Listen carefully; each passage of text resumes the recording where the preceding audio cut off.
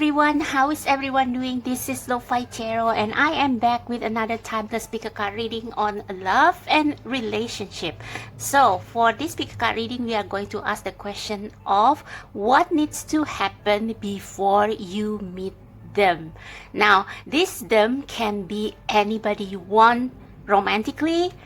You can call it your true love, the love of your life, the one, your future spouse, your future partner, your next girlfriend or boyfriend, anyone that you want to have a union with. So we are going to ask the question of what are the things that need to happen before you meet them? What are the loops that you need to jump through before you meet them? Okay, so we have three options here, and before I begin, I just want to say that this reading is intended for everyone from any gender or sexuality, so it's all inclusive. Okay, so yeah, we have three options here. For pile number one, we have the Shadowscape Tarot. For pile number two, we have the Spirit Within Tarot, and for pile number three, we have the Crystal Visions Tarot. So pick the deck that you feel most drawn to or you feel some pull towards. So don't pick just with your eyes, but truly feel your intuition, which number or which deck calls on to you. And the timestamps, as usual, will be in the description box below and in the comment section, and you can jump right to the timestamp for your respective pile. Hello, pile number one. So if you feel drawn to the first pile or the Shadowscape Tarot deck, this is going to be your reading on what needs to happen before you meet them. So if you missed the intro, you can replace them with anybody that you want a romantic connection with, whether it's your next girlfriend or boyfriend, or whether it's your future partner or spouse, or your true love, your twin flame, however you may want to call the person that you wish to have a union with. Okay, so let's dive right in. So for pile number one, so this reading is all inclusive. It doesn't matter what is your gender or sexuality. This reading will apply to you. Okay, so God, universe, spirit guides, angels, and archangels, especially those specialized in love. For pile number one's love reading, can you please tell us what needs to happen before pile number one, before everybody who resonate with number one or the Shadowscape Tarot meet the person they want to have a romantic union with? So it can be anybody. What needs to happen before pile number one meets their person? What needs to happen before pile number one meet their person? Okay, so we have 1, 2. I feel like there is oh no, I thought that there are some cards that flip. Okay, let's see what needs to happen before pile number one meet their person. I feel like I need to cleanse the deck because I usually choose pile number one in pick a card readings that I watch, so I don't want my energy to mix with yours. But yeah, for everybody drawn to number one, for my number one people, what needs to happen before they meet their person? What needs to happen before they meet their person? Okay, the King of Wands. I see Seven of Pentacles almost wanted to come out. Two more maybe. What needs to happen before pile number one meet their person? Okay, should I ask for more? Is there anything else? No? Okay, let's start with this one first.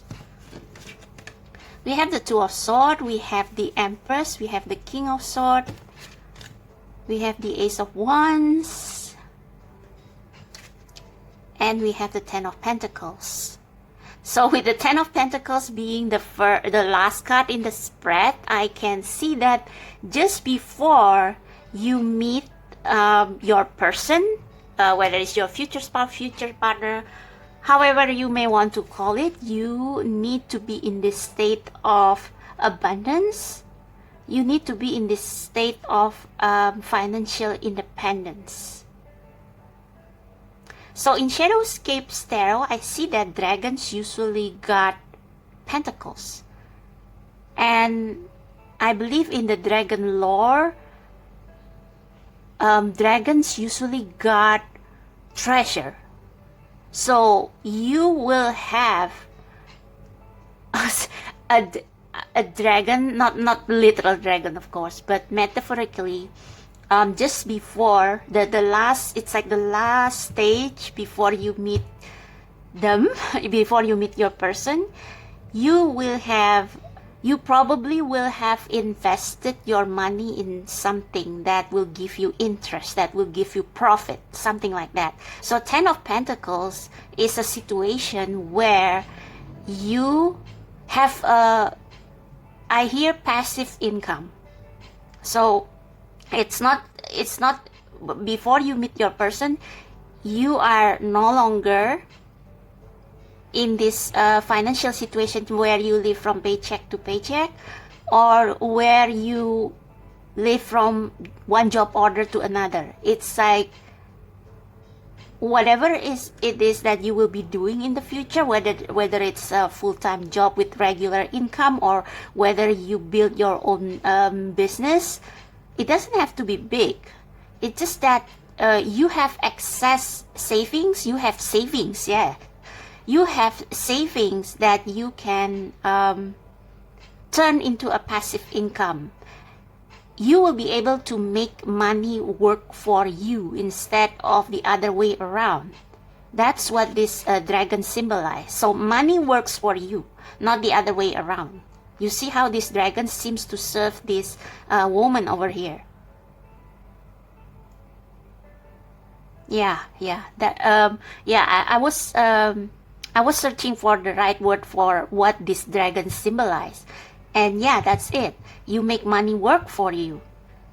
You have passive income. You invest your money wisely so that you don't have to work so hard and money still come to you.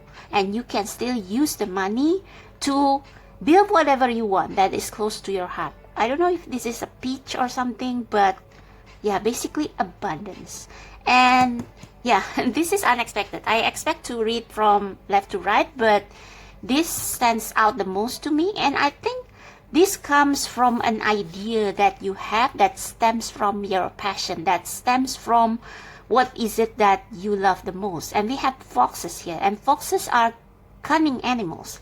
So before you, the last stage before you meet your person is you seem to become an entrepreneur. And we do have two entrepreneurial cards here, the Empress and the King of Swords.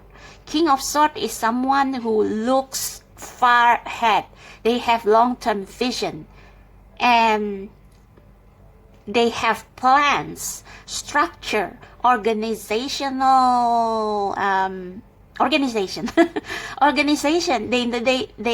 have an organizational structure on how they want to achieve what is it that they want to achieve.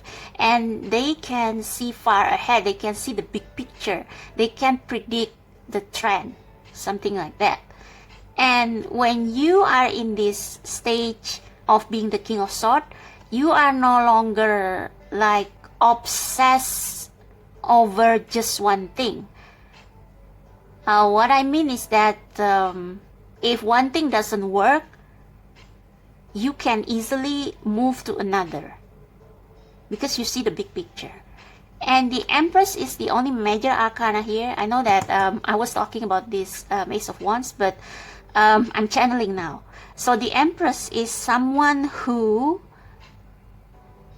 feel abundant no matter what situation she is in. She can be grateful for whatever she has around her. And I don't know why, but suddenly I get this image of Cinderella with her animal friends. Like, even though she is a servant, she has her own little kingdom of animals, mice and what, horses, dogs. Like, she has her own little kingdom. The movie Cinderella, the live action, in what year was that? I think 2015. Yeah, 2015. Little Ella has her own animal kingdom. She rules over them. She feeds them. She feeds the chicken, the the animals that her parents have. So this is the energy, the image of the energy that I imagine you will have before you meet your divine partner, future spouse, whatever, your soulmate. Okay, so, and this Empress card, being the only major arcana, affects the other card that comes after. So because you feel abundant, you are able to form a long-term plan and then execute it. I think you will have a brilliant idea that you will turn into something really profitable. So to sum up, before you meet your person, you already have a good idea of what you want to achieve in this life and how you are going to achieve it. And you also already, like, maybe have plan B, C, D, E in place, just in case. But most importantly, you feel like you are blessed. You feel like you are always taken care of. There is always something to be grateful for. There is always something you can turn into something meaningful. So if you are not in this state right now, you will meet your person after you reach this stage. I'm just curious of what idea do you have. And I mentioned about foxes being cunning. So you will have this idea and, not just cunning, no. Craftiness. Foxes have craftiness within them. It's their nature, being crafty. Crafty doesn't always mean cunning. It can also be creative. Right? That's why we have Ace of Wands, the seed of creativity and passion. So you will have an idea, something that you can turn into a niche business, maybe, or a profession that is so specific, so unique, that only you can turn it into something big. Like, for example, if you are very good, if you are great at languages, if you are great at translation or interpretation, you will choose to specialize in one field, whether it's a legal or document translation, or whether it's a fiction or novel translations. And as a novel translator, I can tell you that novel translation is really it's fun. It makes you think, because in order to translate one text, one story in one language to another, you have to do so without losing the what do you call that? Without losing the unique style of the author, without losing the humor. So you have to translation is actually, when it comes to fiction, you will have to transcreate.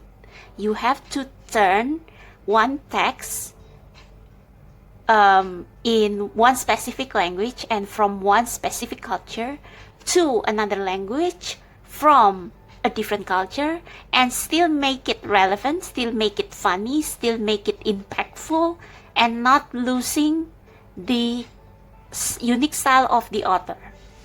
And that requires some kind of craftiness, right? You have to have a good sense of humor. You have to have a great knowledge of everything. Not great knowledge, but like what I mean is that you don't have to be a professor or something, but you know a lot. You know about the popular culture, and you know about business, and you know about this and that. It's like it can also be a card of studying. So maybe if you want to get a master degree in something, and then in order for you to bring this passion into fruition, maybe that is what you are going to do. Okay, so yeah, back to craftiness. This idea is something that requires you to be crafty in a good way, okay? Not by manipulating people, no, but by creatively package your idea, your business, packaging whatever work it is that you do in such an interesting way that people get curious about it. Just like the other just like tarot readers in YouTube and Instagram, they all have their unique style, and they all have their own unique way of presenting their pick a card readings that people remember their brand. They make an impression in people. So yeah, this is what you will do before you meet them. Now, we haven't talked about the Two of Swords. So I want to get I think this is like, I don't know, but maybe this is how you feel right now. This is your current state, or maybe this is your state before all of this happened. So I want to get some clarifier here.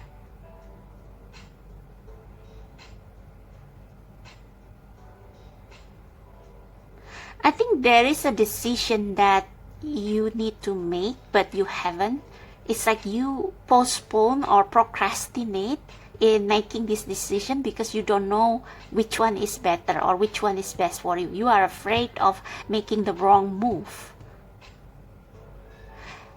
This can also mean because we have a heart here and because we have a flower. I think it's a flower at least.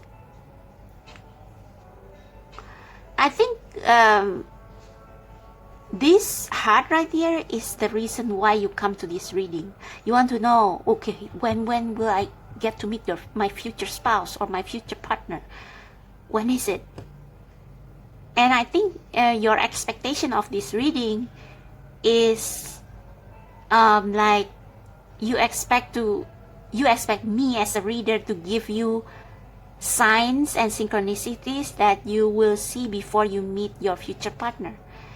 But the thing is that in order for you to meet the one, because I'm sure that those pile one, you don't want to meet just anybody. You want to meet the one. You want to meet the love of your life.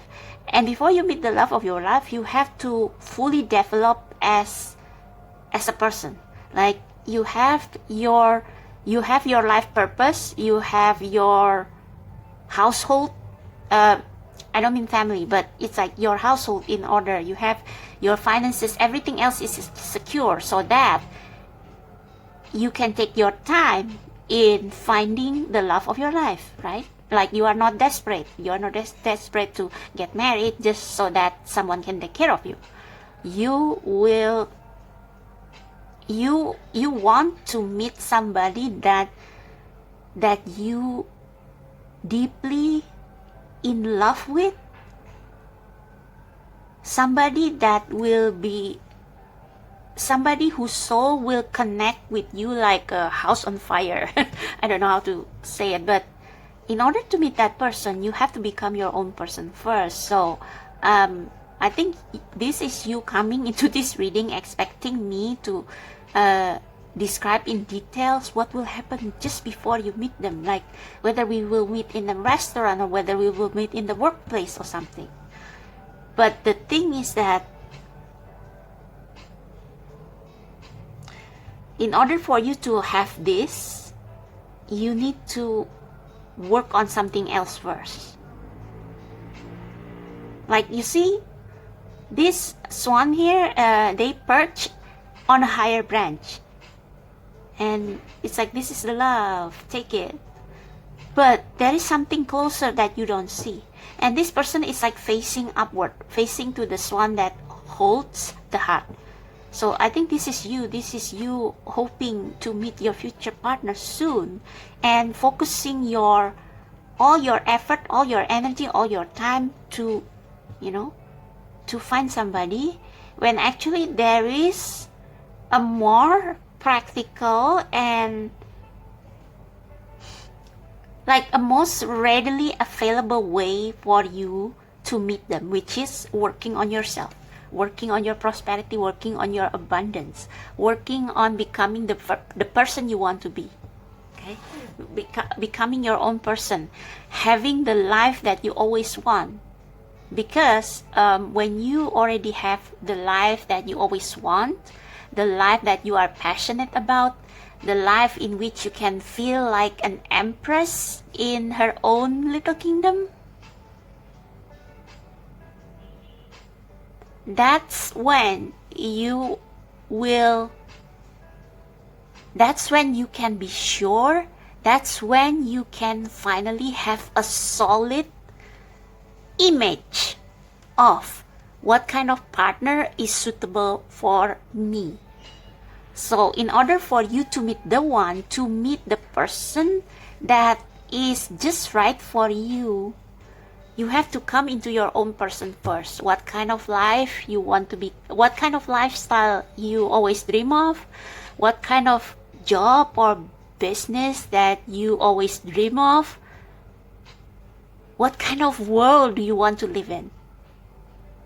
And if you are already there, you will see other people who are just like you, and one of them is your future partner, your divine partner, your match. Okay, your perfect match, picture perfect match. Okay.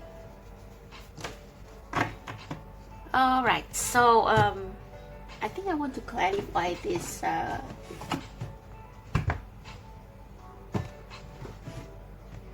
This Two of Swords. Why is the Two of Swords there?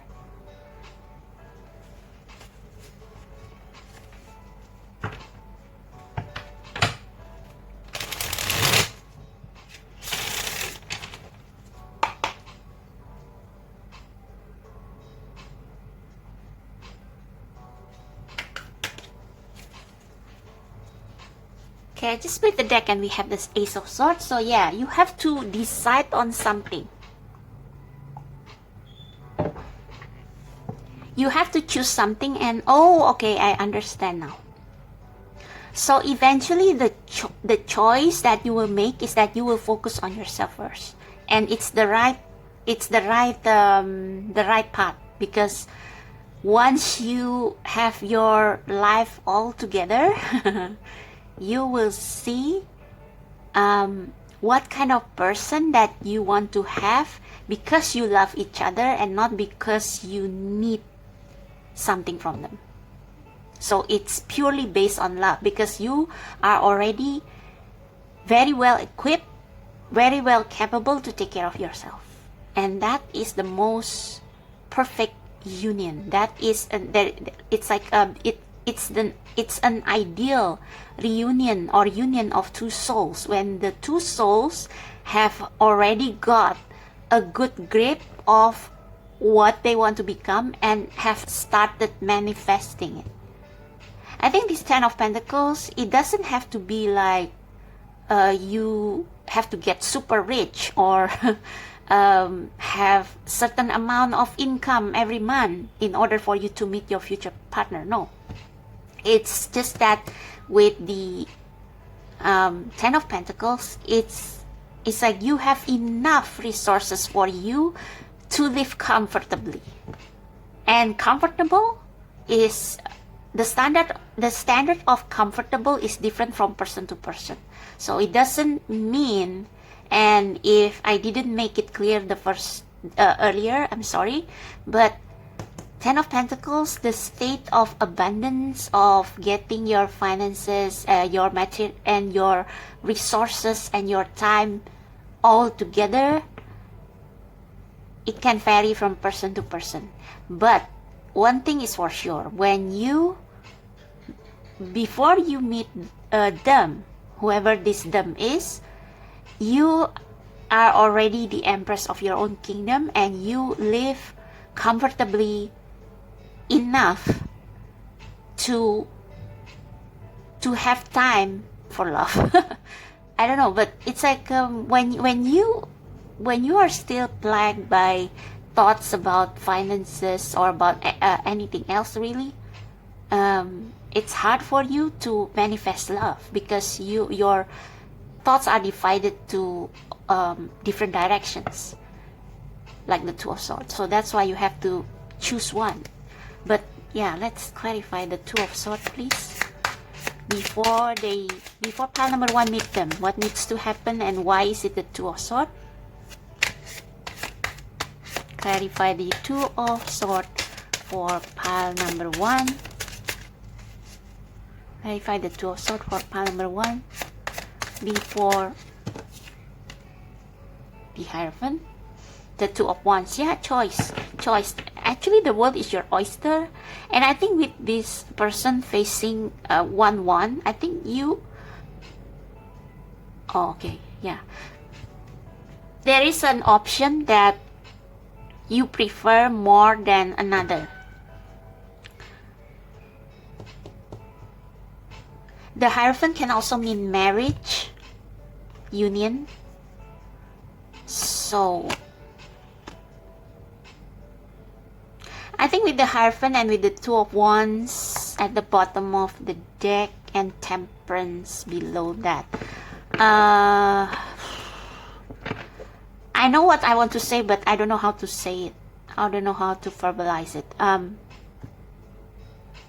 Right now, your focus is all on love, which is why you click on this video, and most likely you are probably disappointed right now when I say that you have to focus on yourself first.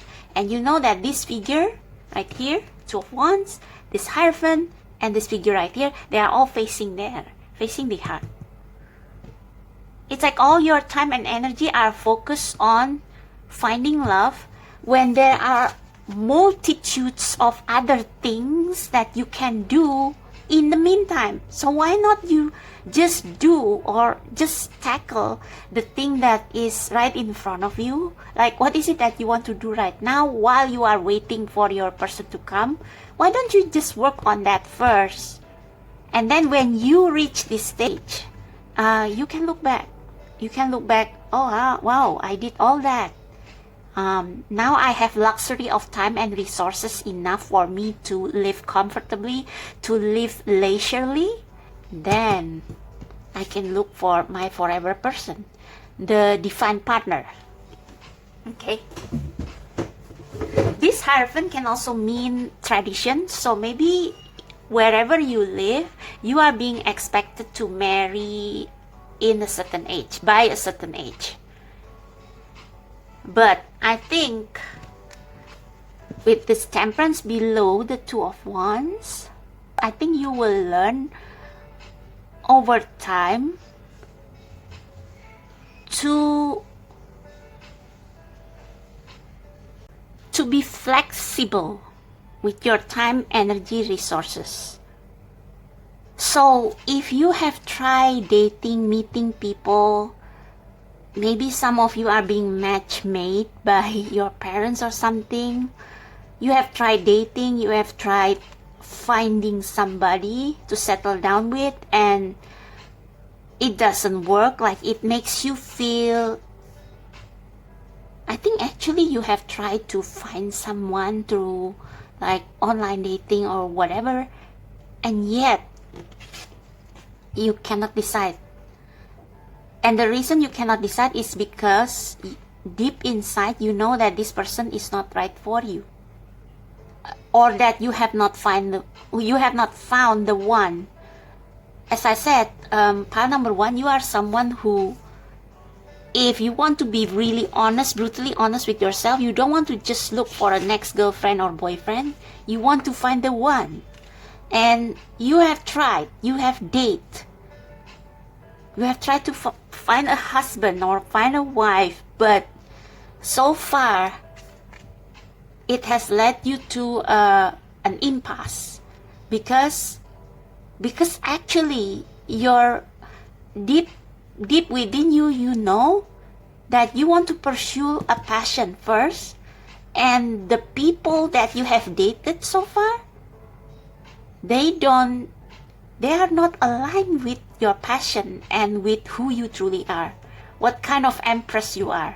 Now, this empress doesn't have to be a female, but it's like the feminine energy of creating with love. That's why the empress is always almost always depicted as a pregnant woman. And I think you have a lot of ideas, creative ideas that you want to give birth to. And so you have to have this big picture thinking to see that manifesting love, it's not about obsessing over when is it going to come and like keep pushing through until you find the one. It's about doing what you want to do first, doing where your heart, where your passion leads you, making something out of it, creating the world, creating the kingdom that you want, while waiting for this person to come by themselves. Because once you have become the empress, I think the men or the women who like your vibe, they will come on their own. They will come on their own. You will be a magnet to them. You don't have to like focus solely on finding somebody and putting all your effort in it. Actually, it will only backfire, because what you pursue,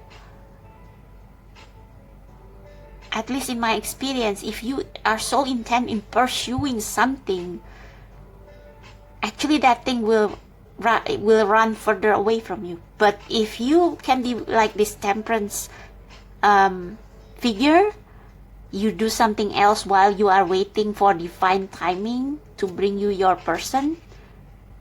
Okay, not divine timing, but the right time.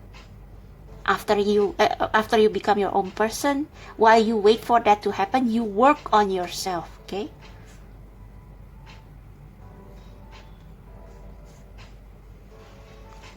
Yeah, it's like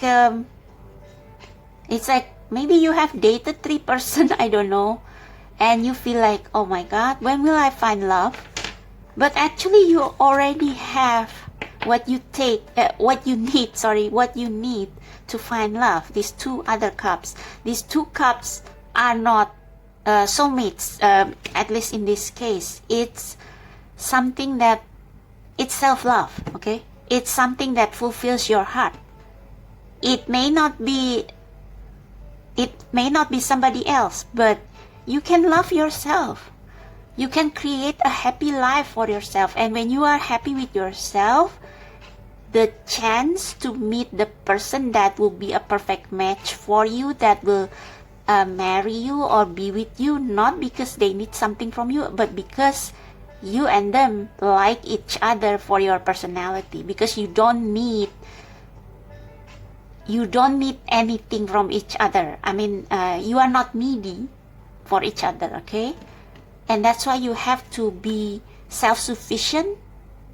And self-sufficient, again, doesn't mean that you have to be rich. But you have a enjoyable, comfortable life. And that's when your chance of meeting your soulmate will increase even more. Because people, without you having to try so hard to find a person to be together with, your vibe will attract them instead, you know. See, 4 of Wands, celebration. Celebration of your success, of you successfully reaching a milestone of building the foundation for your kingdom. Yeah, 6 of Pentacles.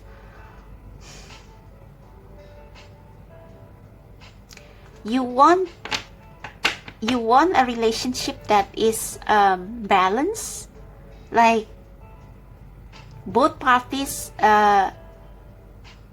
give and take in equal amounts, and that is only possible if both parties are self-sufficient, right? So yeah, self-love.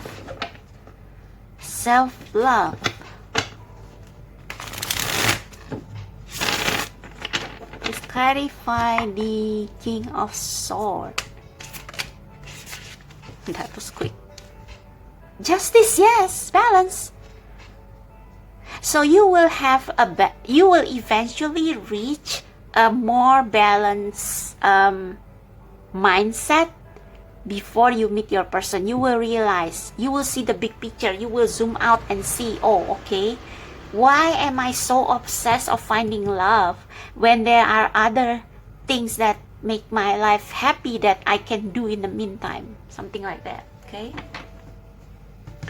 so I think I'm should I pull more cards? Okay, so just a few more cards. What will happen after this 10 of Pentacles? And then we will pull you an advice oracle card. So what, anything else you need pile number 1 to know about what needs to happen before you meet, before they meet their person? Anything else that you want to say, spirit guides, universe, to pile number 1 as to what things need to happen before they meet their person?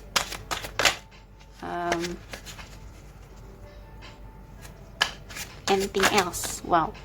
Anything else? No? Okay, I think maybe these are enough. Chariot, yeah, you will be like well on your way,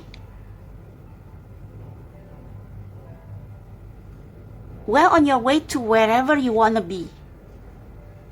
I think at this time, just let's forget your person for a minute and ask yourself, if you can have things your way, what is it? What is your bucket list? What is your, not a mood board, what is it? Vision board. What's in your pin interest? What places you want to go to? What kind of apartment do you want to have? What kind of lifestyle do you want to have? And go after that. So when you meet your person, you are already on this chariot, like going wherever you want to go. You will already be self-sufficient enough that you can do whatever you want, whatever your heart desire is, wherever your soul is calling you to. It can be a place, it can be a lifestyle, a dream home, a dream whatever, a dream job. You will be well on your way there. Okay, you will meet your person when you are resting. So you will be like all busy building your dream life, and then you will take a break. Maybe you will meet them on vacation, most likely. Maybe you will have this, I don't know, but this reminds me of the flowers in spa. And maybe you will meet them in the hotel or in a spa or something.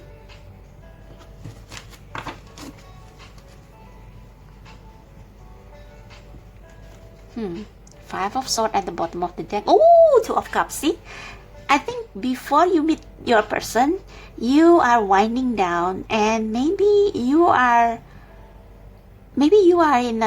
in a situation where you are stressing over something, but it is not a major thing. It's like maybe you are upset about someone or something. Like maybe this person, it's a coworker or it's a client that doesn't pay you or whatever, and you are upset about it, and you go on a vacation to like, I need to calm myself down. And look, Two of Cups, and we have the Six of Cups. This Six of Cups was in the bottom of the deck. So it may be someone you already know from past life, or it may be someone with a great sense of humor that can make you feel like a child again, make you feel taken care of. So this person that you are going to meet is someone that will make you feel taken care of. It's like they will be gentle. They will, maybe you will talk over, I don't know, or talk over drinks or something, and you will say, you will kind of complain a bit about your business, but it's a small complaint, okay? Because it's a Five of Swords, it's not a Tower, it's not that, it's not Ten of Swords. You maybe you have you bicker with someone in your workplace, and you are so upset, and then you talk to this person, and this person like show you some understanding. They are a good listener, and I don't know, it's like at that time, maybe they will treat you to a drink. Like I personally don't recommend you to accept a treat from someone you don't know, but it may like maybe they offer you to buy you a drink, and you select the drink, and you talk over champagne or something, and yeah, and you just know. It's like you and this person will know at the same time, okay, I think this, why I feel so funny about this girl or this guy. It's like we connect over this small problem that requires you to rest. And it's like maybe you will watch a movie together, or you will discover that you have similar favorite childhood hobby, favorite childhood movie, favorite childhood music, whatever. And I just played the deck, and we have the Hierophant. Back to the Hierophant. So this is like saying,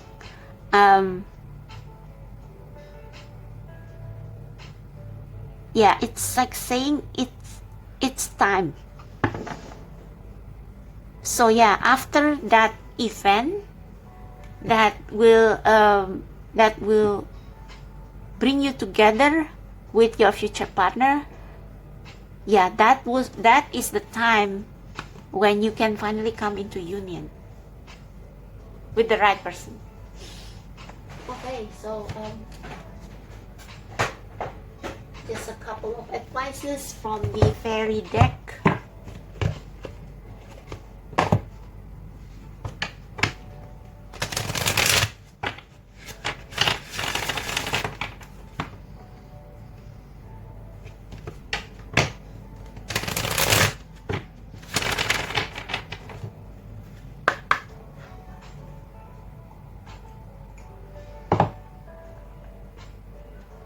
So if you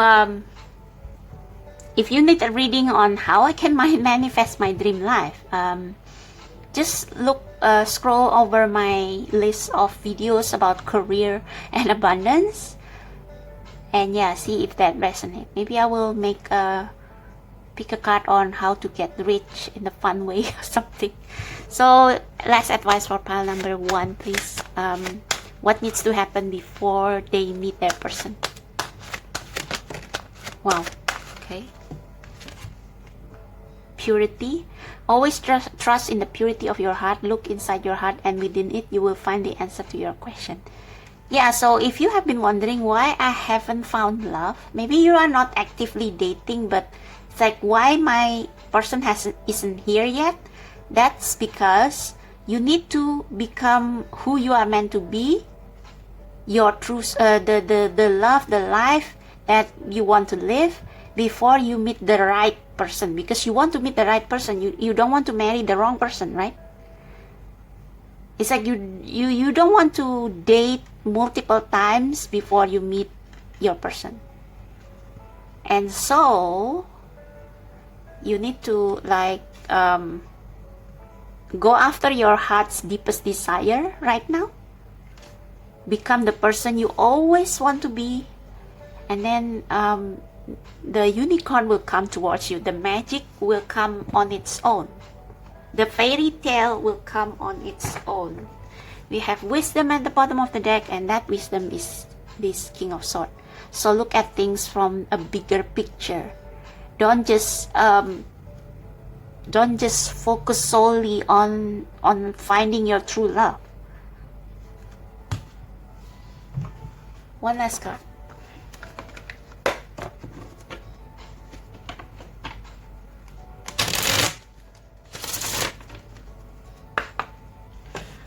What needs to happen before pile number 1 can meet their person? What needs to happen? You have 2. Inner power, see? Empress. Wow. I don't know, but for some of you, this is like the house, the kind of house that you want to live in. Let me have number 42. 4 plus 2 is 6, and 6 is all about balance, equal give and take, prosperity, abundance, safety.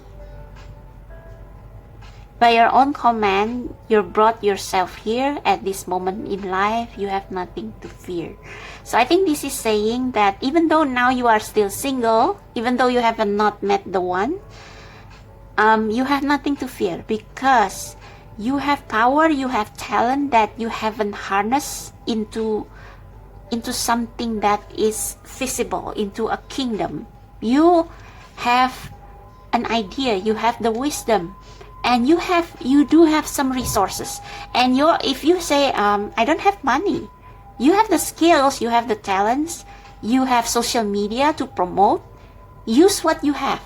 The Empress is like all about using what you have to build something that is not there yet. Yeah. We have offerings. Abundance lies in the heart that allows, share more than expected, and see love come around. And we have the Buddha. So I think this is about if you are contemplating a business or a career,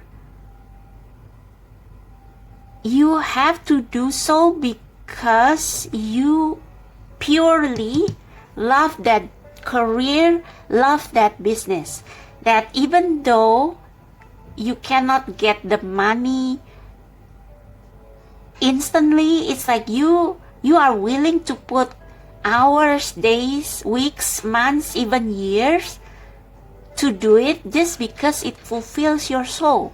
Again, this is about you becoming the person you want to become and living the life and working the career that you always want to be. So with inner power and offerings, yes, you have the ability, you have the resources, and with the Empress card, it means that the universe will provide. Start now. Start visualizing with the King of Swords. Start visualizing what kind of life you want to build. Where is your passion, and work on that. Manifest that into reality. And when you are manifesting, now this is the trick. You shouldn't manifest just because you want the money. You manifest out of love. You do tarot readings on YouTube out of love. You do tarot readings on Instagram, pick a card out of love because you love giving advices. And when you work on something out of love, the result is different. There are novel translators who translate novels because they just want the money, and their translations are so mechanic. I don't know how else to put it. It's clear that you read a translation, you know. But translators who love what they translate, they will translate it with their whole heart, even though the pay is small, And the result of the translation is almost like they wrote the book themselves, because they are so into it that they managed to translate that work into another language, but not losing its magic, not losing the magic in the translation. And when you work on your project, your passion, out of love, out of passion like that, even though the money, it takes some time for the money to come, maybe several years, it's like you still have that same passion, same love for your job, and you invest your all in it happily, joyfully, and the result will be different. The result will be magical, and it will draw people, fame, and money towards you, because people will see that your work is chef kiss, because you love it, because you are passionate about it, and it shows in your work. Your work become chef's kiss. So imagine a chef who love their job and a chef who work as a chef just because they can cook and they want to make money from it. Whose food will be more delicious? The chef who loves cooking, who loves creating dishes. And that chef will be like, people will, like, maybe it will take time, but people will know about their work, people will know about their restaurant, and maybe they will be awarded Michelin star or whatever. And once you get famous, it's not difficult for you to have a lot of suitors, right? And you just have to choose which from these guys or girls are for me. But yeah, that's what I have for you, pile number 1. So I hope this resonates, and I hope this actually this is already more than what the scope of the reading is supposed to be, but I don't want to leave you hanging. I want you to be like, really understand that you need to be deliriously happy and satisfied with your life before you meet your forever person. Okay, so that's for you, pile number 1. I hope this resonates. If it does, give me a thumbs up, subscribe to my channel, and check out the description box below if you want to book personal reading. And I'll see you next time. Bye bye.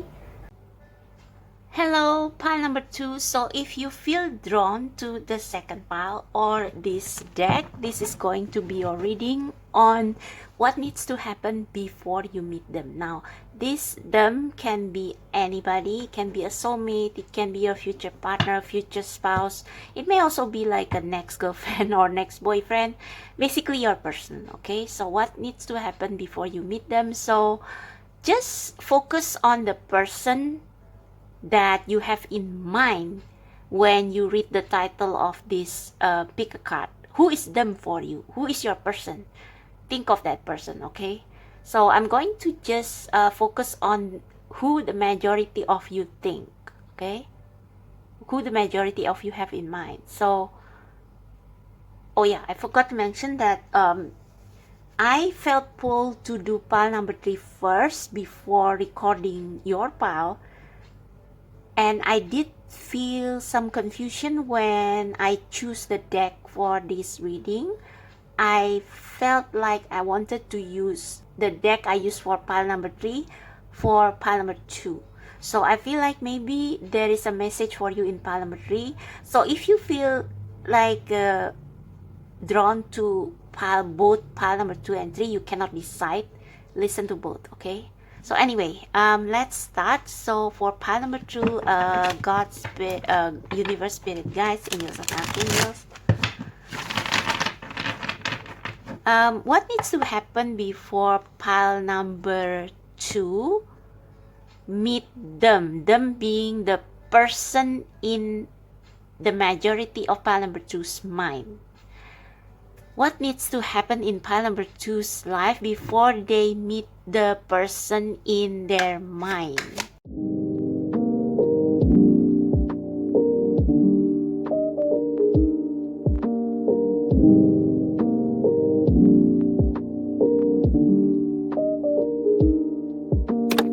Oh,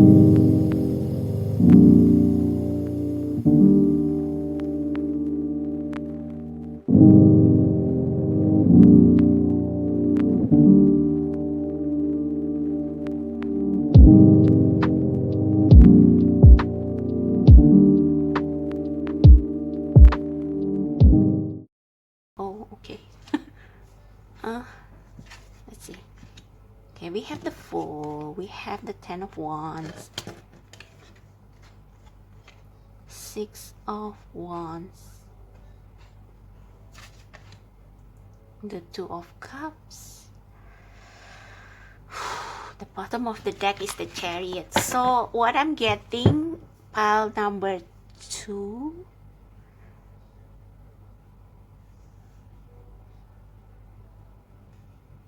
what needs to happen before you meet your person is for you to acknowledge that you are not going to meet your person the traditional way. I mean the way of romantic movies or books, because you know this card is the card that one of the cards that made me feel attracted to this deck, the Spirit Within Tarot, because it looks so romantic. I mean, wow. This can be a poster for a movie. Like, this is how I imagine a perfect date is. But it's in reverse. So what needs to happen is for you to accept that you will not meet your person in the time frame and in the manner that you desire. Because why? Because you have such an extraordinary life. You lead a life that is unique, and I don't know, the Nine of Cups to me is always somebody who is perfectly happy with their life. And you are actually, I have a sense that you are actually not that in a hurry to meet someone, and maybe for some of you, you are just here out of curiosity. Or maybe some of you, you don't realize that actually you don't need a partner, that you are probably still that if you want to be brutally honest with yourself, you are not sure whether you will be happier with a partner. It's like you want a partner. You do want a partner. You want to date. You want to have someone, but somehow you are kind of you are not sure if it's going to make you happier than this, than you being happy, perfectly happy by yourself. The Fool is all about freedom, unlimited potential. And if you are with someone, it means that you have to compromise some things, right? And you are not sure if you are willing to compromise. And with the Six of Wands, Ten of Wands, you are someone who is so dedicated to your passion, whatever your passion is.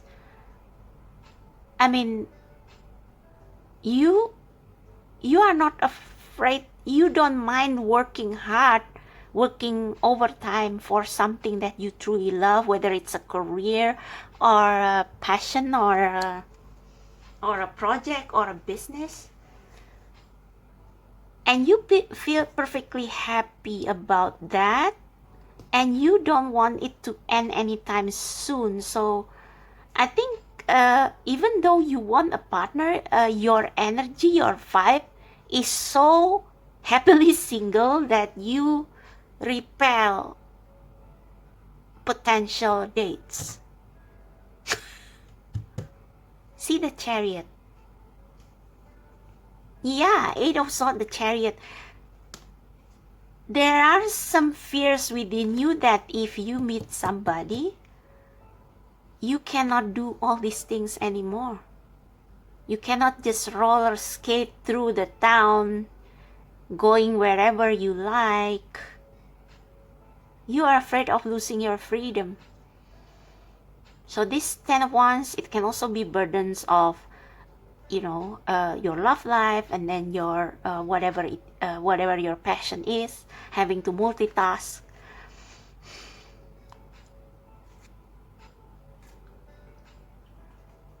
What is this 6 of Cups is all about?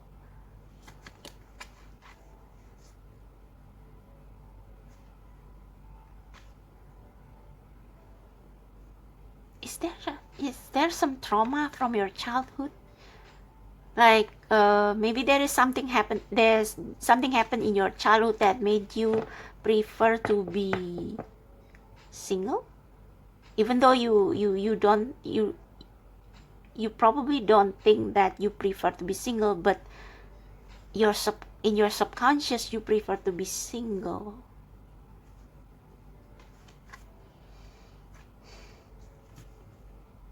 Okay, let's see. Justice, 9 of Wands.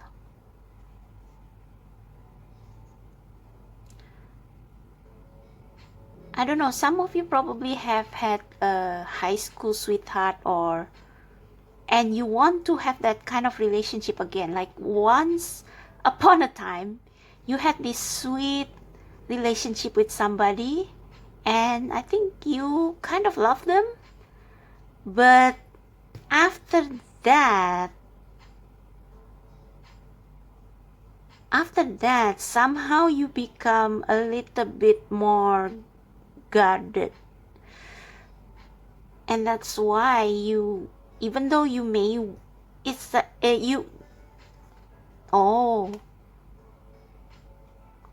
it's like maybe before, maybe for some of you, maybe not all of you, before you have had a sweet relationship and you treasure it so much that you don't want another relationship because you don't want to ruin the memory. Like you will not have, like you secretly believe that you will not have this kind of relationship again, this pure childlike relationship. I mean look at this. These are the only kids in this stack of bottom of the deck cards. It's like after you grew up. Oh, sorry, you cannot see that. Sorry. Okay, let me move this up. It's as if once you grew up and you saw how people change as they become adults, how they become less sweet, less genuine, you have, your subconscious doesn't want to have another relationship because you want to keep this ideal childhood relationship memory alive. You don't want your relationship with others ruin that memory, or you are afraid that if you have a relationship as an adult, it will disappoint you because it will fall short from whatever this idyllic relationship you used to have in the past. So it's like you haven't moved on from the past.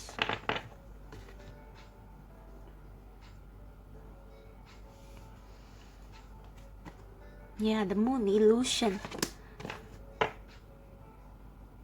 It's like whatever you had in the past, you believe that is how relationships should be. But the fact is, when two people have relationship as adults, they have to go through some hurdles. But in order to be successful, they have to confront those hurdles. They have to confront all programmings that become challenges in their relationship and keep choosing each other. And the Chariot is like actually navigating the ups and downs of life, right? So you don't need to be afraid to have another relationship and afraid that it will taint the memory of the the high school sweetheart or whatever you had in the past, because meeting someone, bonding with them, it doesn't mean that you will never have fights. It doesn't mean that you will never have moments when you feel like you need to take a break from each other. It means you two work at it together. You two navigate it together. And you two meet in the middle. So when for example, when the road is a little bit bumpy, it's like you two have to navigate it by, maybe, okay, maybe you work night shift, I work morning shift, and then, or you stay at home with the kids, and then after that, I stay home with the kids, things like that. Compromise, collaborate, and being in sync. It's not easy, and it's different from the ideal relationship that you idolized in the past. But if you are not afraid, if you realize that this can work, then having a relationship can be a very enriching experience in your life. Wow. Okay. Yeah, some of you are like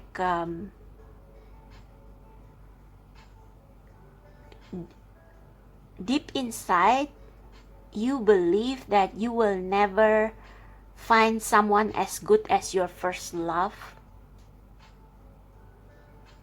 and that's why you prefer to be alone, because if I cannot be with them, I won't be with anybody else. I mean, you try, you click on this reading after all. But the thing is that relationship is not ideal relationship. It requires work.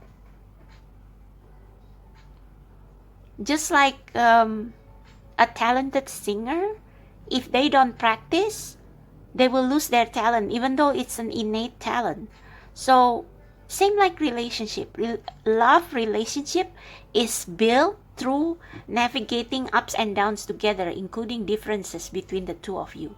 It's not like puppy love. No, puppy love is not real love. So I think your first love is something like My Girl movie, Macaulay Culkin and who's that girl again? Well, you know which one. Okay, so yeah, it's not like My Girl. Puppy, maybe you experienced puppy love and it was so sweet that you believe that it's what adult love should be. No, actually adult love is deeper and more meaningful because it requires real work, because it requires you to adjust with each other, compromise, meet in the middle, and try to work out your differences without losing your love and connection with each other.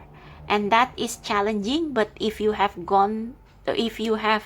passed through the test, like, it will be so much more satisfying. But I mean, it's up to you. I mean, from this spread, it seems like you are fine on your own. So tell me more, Spirit. What needs to happen after the Two of Cups in reverse in order for pile number 2 to meet their person? What needs to happen? Anything else that you want to say to pile number 2? What else that needs to happen before pile number 2 meet their person? That's why this deck feels like you see how these cards didn't come like right away, one after another, like it took some time.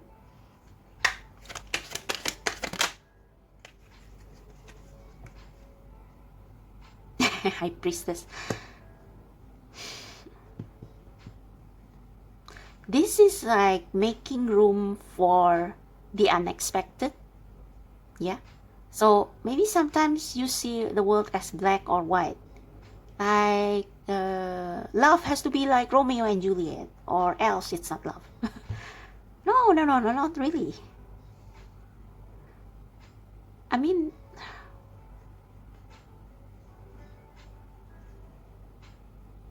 I don't want to say this because I'm afraid that it will give you a wrong impression. But there are couples who, like, quote unquote, cheat. But then they patch up and they work on the core problem, and then they become stronger than ever. That's what adult love. It's not all drinking in the sunset and this is very Harlequin like, right? So make room for the unexpected, and the unexpected is not always bad. It can also be good. I mean, if you dare to take a leap of faith. Oh yeah, the Fool can also mean leap of faith. If you dare to take a leap of faith and do the work, then I think adult relationship can surprise you. Adult love can surprise you. Anything else, Spirit? I think this also means that the universe will work in a mysterious way to make you see what being in a relationship, what falling in love and staying in love as an adult means, so that you will let go of the puppy love image that you believe is true love. You will eventually leave that notion that first love is the best and nothing else can come close to that. Like, you will have to shed that off before you meet your person. Okay, anything else, Spirit, that you want to tell pile number 2? What needs to happen before they meet their person? See, it's the deck is reluctant to say something.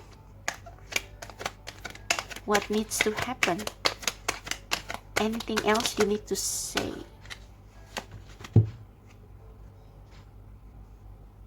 King of Wands. One more maybe? Oops.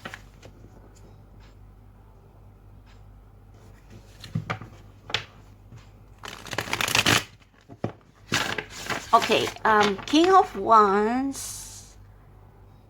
Like, you see, this person has a creative vision and ambition, high ambition, very Leo energy. He is sitting on a director's chair, and it makes me think of James Cameron, Steven Spielberg. I think this is you, and you want someone who will fit into this picture. So you have to know yourself first. You are a workaholic, and your life is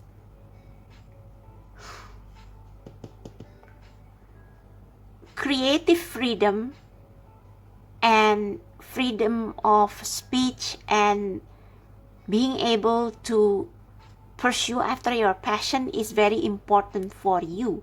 So your partner needs to be someone who truly understands this for the relationship to work.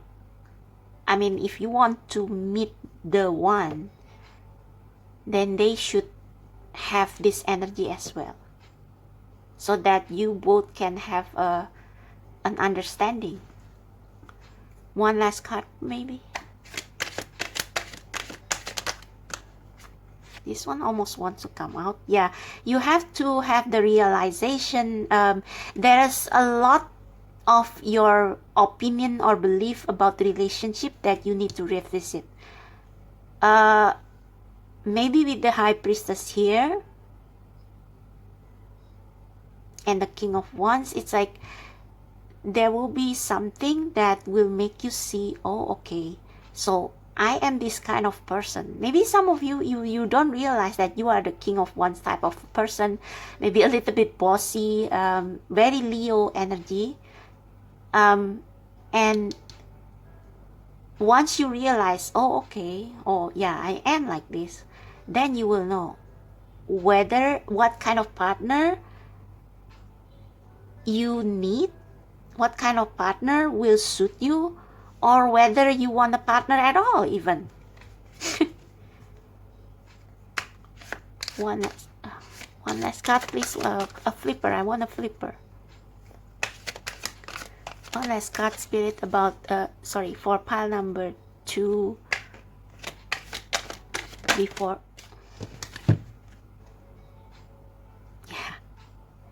Yeah. If you still want to have someone in your life, you have to relearn things. You have to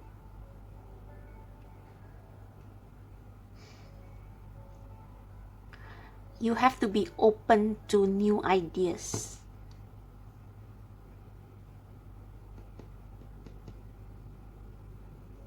Again, you idealize a relationship in your past, your first love, and it's like you cannot let go of that image, and that's why you repel. Your 5 just repel people from dating you because they can see that you are not truly in it, or that you are not open to knowing them. It's like you already have a set image of what a relationship should look like and with what kind of person. And so the people don't want to date you because they can see, they can feel like, okay, this person, I don't think they actually want to date, or they are not open to knowing a person, even to give them a chance. So Page of Swords is about learning new stuff, learning new way of thinking.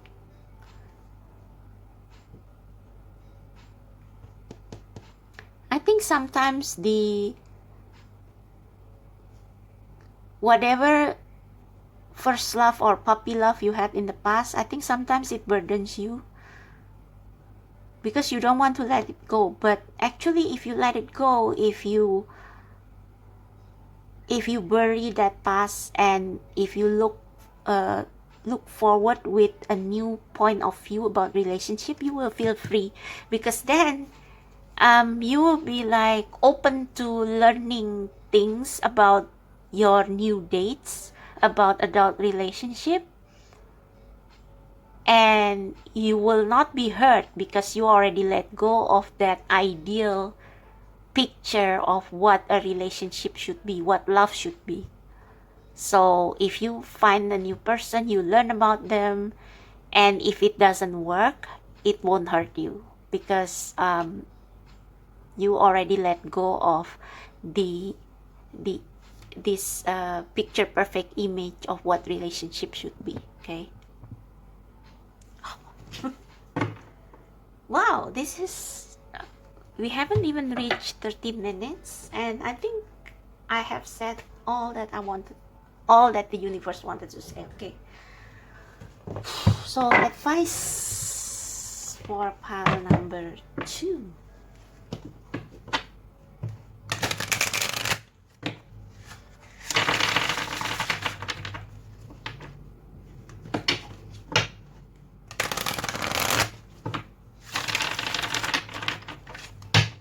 Keep your heart open, and when you date, try to be, I think you are a passionate person, so when you find someone you like, you tend to be all in, and that's why maybe you cannot forget your first love. You have to be more like the embodied sword energy, like this is, I mean, the sword, the air energy, the energy of thought in this deck is represented by a yellow color, and same color as the Fool. Like, if you are open-minded, you will feel freer, and you will not be afraid of getting hurt or anything. It's like it's liberating. It's liberating to embrace the mystery of the world, to embrace the gray area, to embrace the mystery of adult relationship. Okay. So for pile number 3, pile number 2. Maybe some of you need to check pile number 3, even though I think your reading are quite different. So I don't know, but for some of you, maybe there is an overlap between pile number 2 and 3's message. So anyway, for pile number 2, advice for what needs to happen before they meet their person. Wow. That was, ooh, this is the same card as pile number 1, purity. So maybe you need to check pile number 1. Always trust in the purity of your heart. Look inside your heart, and within it you will find the answer to your question. The purity of your heart. So I think your heart has been saying to you to release this burden of the glory of the past and to start a new slate, completely new. To open your mind and your heart to love again, to experience a different kind of relationship. So this purity here is not, I think it has a different meaning slightly different meaning than the pile number 1. This is not about inner child. This is about a clean, oops, I think I got cut by my camera. Yeah, I think this purity here is not the, it doesn't have the same meaning as pile number 1. It means starting over, starting with a blank canvas, not knowing what you will create, but you enjoy the process. Okay. Not being afraid to learn from the start. Go outside. I think you have been like haunted by the past, so you redirect your energy to your passion, to your project, to your career.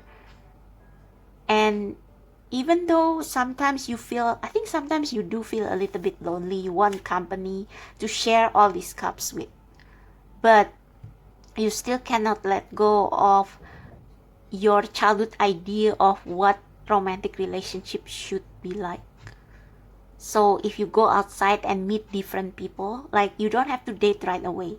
Just be open, just be curious enough to get to know different kind of people and to see the good in them, so that it will be easier for you to enter a relationship, to meet a new person. Yeah, so endeavor to see different personalities, accept different personalities, and see not only their so-called weaknesses, but also see their strength. Okay, go outside, tune into the powerful piece of nature wherever you are, and feel at one with your habitat. I think this is also a call for you to go traveling to nature, because when you are in nature, you will feel like free from all burdens in your mind and in your heart, and what is left is your intuition, your conscience, the voice of the divine within you. And that's how you will find your answer as to what you need to do or what needs to happen before you can even date again, maybe. So I didn't do this with the other 2 piles. I feel pull to do it for you. One last message for pile number 2. Actually, second last message. There is another oracle card I want to pull for you. So, yeah. Pile number 2. What they need to know. I was almost expecting this card to come up. Despair. I need your divine intercession right now, oh great spirit. Lift this darkness from my soul. Free me from this burden. Yeah, the 10 of once. For some of you, you have fallen in love with your job, and that's why you cannot get any dates, because your dates can see that you are married to your job or your career or your passion. Open me to your highest plan. Yes, stay open. Be open to new things, even things that you are afraid of. May I be a peaceful vessel for your love. So see the good in people. Open your eyes and see people like you see them for the first time, without any judgment. Yeah, free of judgment. That's what purity means here. Don't judge people. Don't judge people before you get to know them. Don't have assumption about people before you get to know them. This is what is blocking you from your person, whoever it may be. Abundance. Divine beloved, please show me how to feel fully deserving to receive. I release my ego's plan. King of Wands, Leo can have big ego and open to being a vehicle for abundance. So this is like, be open to receive love in different forms. Even like maybe your idea of a perfect partner is someone who brings you breakfast in bed every morning, or make love to you like 5 times a week, or I don't know, or buy you chocolates on Valentine's Day. But then you get someone who is forgetful, who is maybe a little bit workaholic, but they show their love to you in other ways. Like maybe when they got their free time, they treat you to a lavish holiday, or they make sure that you will always have Wi-Fi everywhere you go, or I don't know. I mean, those are very poor examples, but you know, you get what I mean. Be open to people showing their love and attention in different ways. Don't be so set on your idealized idea or image of what love should look like, okay? Because there are so many people with so many personalities, each of them show their love and devotion in different ways. So if you keep searching for one idealized image, maybe the first love from your childhood, then you will be disappointed, because there won't be a second person like that. You may as well spend your entire life single. But if you feel like, I need to have someone to share this cup with, then give people a chance to prove themselves, okay? Whew. And again, be open to how they show their love, and be open to communicate as well. I think this also means communicating your needs. So if they don't get to know them, and let them know you, let them know how you like to be treated. What are your pet peeves? But don't be so controlling. Remember, remain open like the Fool. Remain open. Like, don't force them to become someone else in your mind, okay? Let them be them, but like, for example, if you have sex, you tell them, oh, this turns me on, that turns me on, so they will know, okay? So they will know.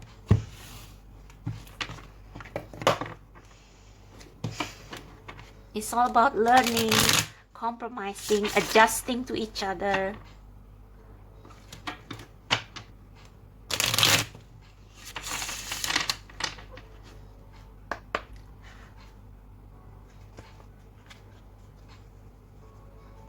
Okay, for pile number 2, let's advise. Birth. I think of this as being reborn. Yeah, the stairs. It's like an exercise. Yeah, you will have to exercise to understand others before you find the perfect door. Another gateway appears in view. New life is unfolding with blessing to you. So I think this is saying, leave your old, whatever past memories that have become a burden, rather than any past memories, however sweet it is. If you keep carrying them everywhere, you will not be free. You will not be able to experience new stuff. So move on. Move on and see what new wonders are available out there with the High Priestess. One more maybe. One more advice for pile number 2, if there is any. Change beckons. Yeah, the same. Same, you have been living here, surrounded by your own stuff, your own imagination. It's time to go outside, like the fairy oracle said. Change beckons. The path is shifting. The road leads a new way. Do not be alarmed as change beckons today. Yeah, for some of you, it's coming out of your comfort zone. Okay, so that's for you, pile number 2. I hope this resonates. If it does, click like, subscribe to my channel, and if you want a personalized reading, a deep personalized reading, the details are down below in the description box. So thank you so much. I'll see you next time. Bye. Hello, pile number 3. So for those of you who are drawn to the Crystal Visions Tarot or the third pile, this is going to be your reading on what needs to happen before you meet them. So if you missed the intro, you can replace them with anyone you want to have a romantic reunion or union with. It can be your future spouse, your future partner, your divine counterpart, your next boyfriend or girlfriend. I mean, whoever you want to have union with most. Okay. So this is a love reading, but if you don't resonate with, okay, I'm just trying to see if, okay, my camera went out of focus for a bit there. So if you are not into love, maybe you can replace that with your platonic soulmate or whatever. Okay, so I just want to say a couple of things before I start the reading. I strangely feel like I need to do your reading after pile number 1. So I intended to do pile number 2 first, but somehow I feel like I feel pulled to do your pile first and then pile 2 last. And I did feel like some confusion earlier as to whether I want to use this deck as pile number 2 or 3. So I believe that pile number 2 and 3 are somehow related. So if you feel drawn to more than one pile and that pile is pile number 2, check that out, because maybe there are some message for you there as well. And also, I'm going to start this a little bit differently than pile number 1. I am going to ask the question as to who is it? Who is this them for you? Your person. Is it your future spouse, your future partner, your true love? Because sometimes your future spouse is not your true love, sadly. That's why we have so many divorces. Anyway, who do you want them to be? Okay, so I'm going to ask that question. So please tap me into the energy of pile number 3, spirit guides and universe and God. Please tap me into the energy of pile number 3. So usually the viewers of Pick a Card usually choose pile number 3. A lot of them choose pile number 3. I don't know why. So for pile number 3, who is this them that most of pile number 3 want to meet or have a union with? Who is this them for pile number 3? Who is this them? Wow. We have 2 already. Ouch. Okay. Ooh. Why? What the hell? Pile number 3, why? you want to go back to your ex? Okay, okay. Maybe this is not your ex. Okay, so I mean, nobody in their right mind wants to go back to their ex if they part way in this manner, in this betrayal, in this bad terms. This is like this is like not just a betrayal, stab in the back. This is also like them like really hurting you, like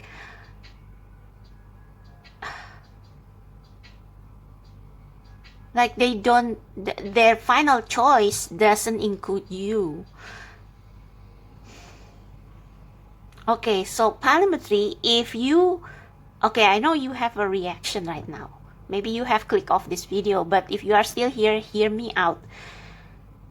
I don't think this is really you want to go back to your ex, like literally, but the person you want to meet next will likely be the same type as your ex, even though you don't want to, because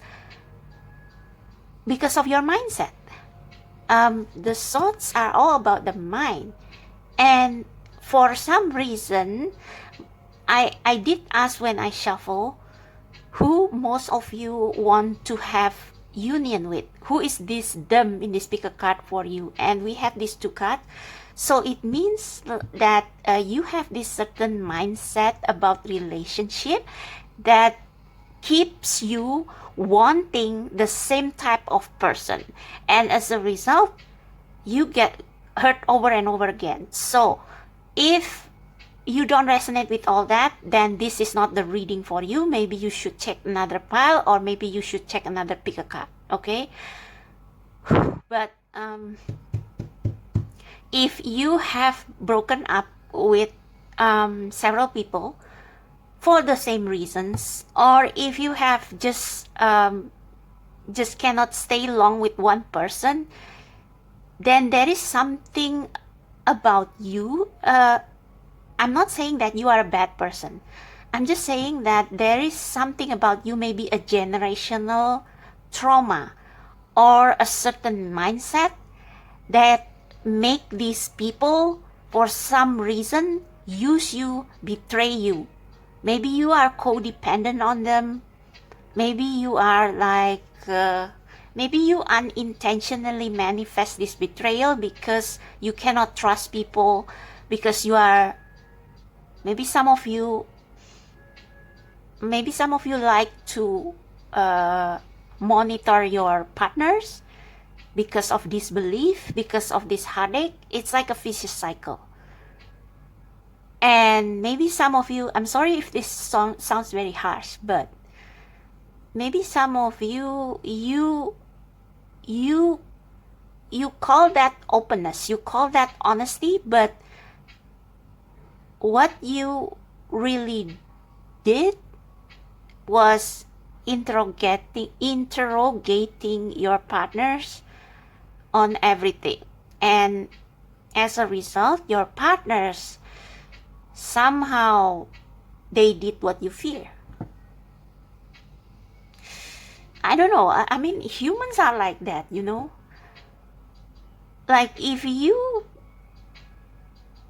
like show fear, show insecurity, your partner will not feel comfortable around you. So I think pile number 3,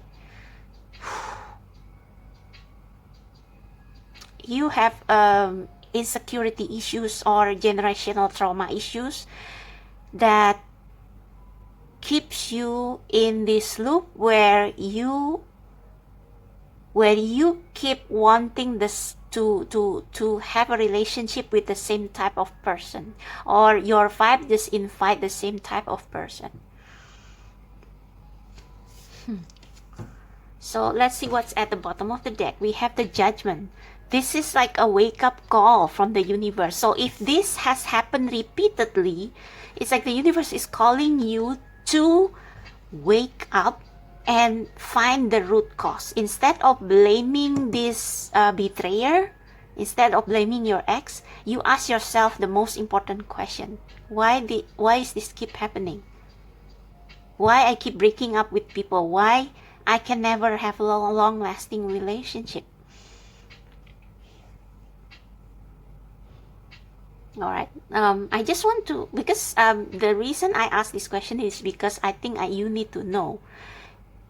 The universe wants you to know, because otherwise, no matter how many pick cards you watch, the person that you have in mind will always be the same type of person, because you haven't healed that generational trauma, you haven't healed that insecurity. You feel like you are not good enough, and that's why you probably are always suspicious of your partners, and it shows. And your partner doesn't feel comfortable around you. And as a result, you kind of, it's like a unintentional manifestation or self-fulfilling prophecy. High Priestess, this is like the depth of the issue that you don't see. You are blind to this. The High Priestess is standing on the moon, and the moon is illusion. So there is an illusion that you need to wake up from. And these are major arcana, so these are really, really, really big.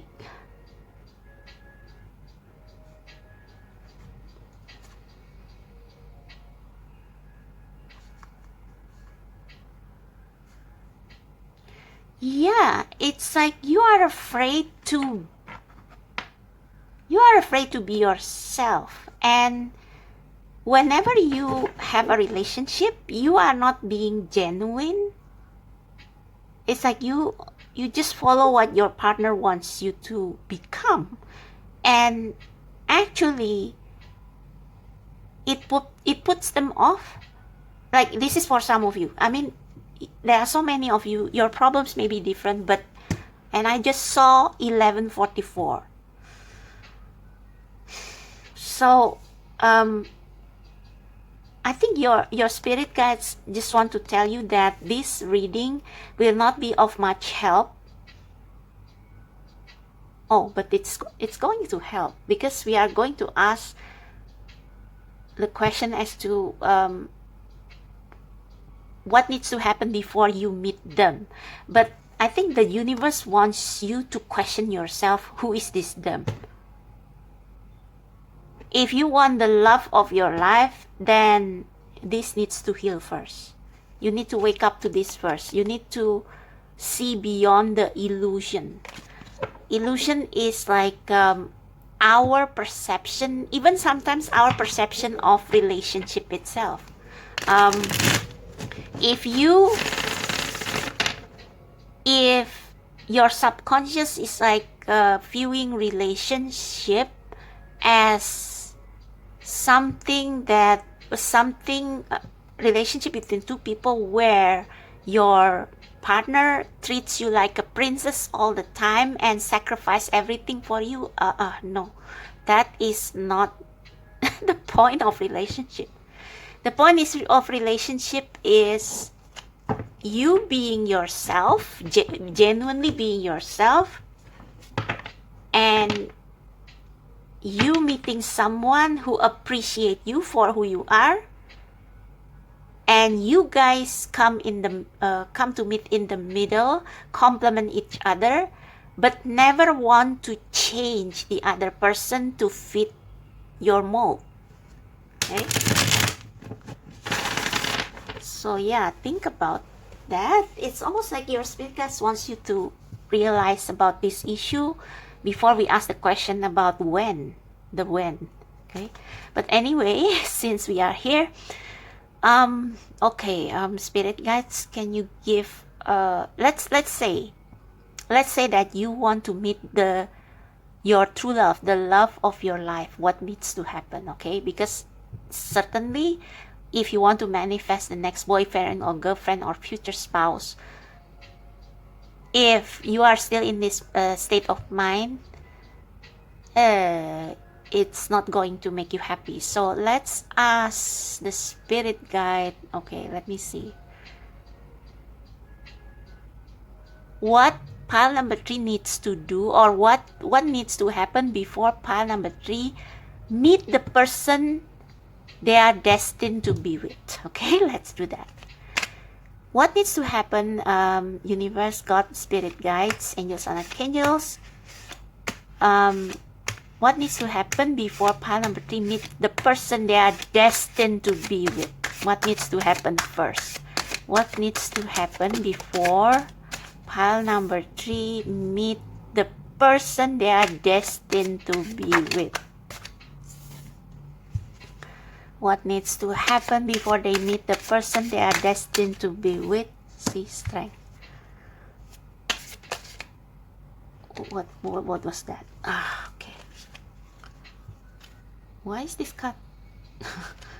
Okay, what is this? Oh, 4 of Cups. Okay. I'm not sure if that the card just flipped this now, or I just put it in the wrong way. So one more. What needs to happen before pile number 3? Okay.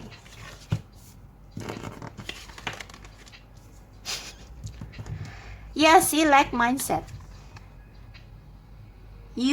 There is something about your life you are not satisfied of, and you find it hard to be grateful, not just for in relationship, but for many aspects in your life.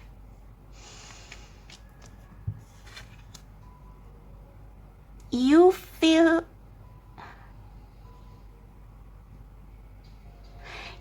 like